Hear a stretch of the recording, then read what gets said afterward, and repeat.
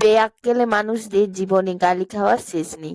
কেন কথা বলছি তা বলার আগে এই গাছগুলির অবস্থা দেখো। যে কোনো গাছপ্রেমী মানুষেরই মনে দুঃখ হবে। এই যে এই টবগুলি আমি 20 টাকা করে পেয়েছি, তো টবগুলি পেয়ে খুবই আনন্দ হয়েছে, নাচানাচি করে নিলাম একটু। তারপর আমার আনন্দ সাইডে রেখে ওই গাছপ্রেমী দুঃখী মানুষগুলোর একটু দুঃখ কমানোর জন্য আমি বসে গেলাম গাছগুলো টবে বসাতে। তারপর এই যে টবের নিচে ফুটোগুলোতে খোলামকুচি দিয়ে দিলাম, তারপর মাটি ভরিয়ে বসিয়ে দিলাম জারবেরা গাছগুলি। এই গাছগুলিতে দুটিতেই নতুন নতুন কুঁড়ি চলে এসেছে।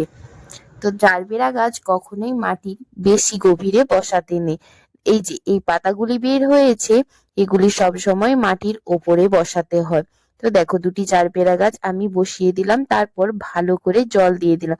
আর গোলাপ গাছ লাগানোর ভিডিও পরের পার্টে আসছে। আর বেয়াক্কেলে মানুষ কিন্তু আমি সব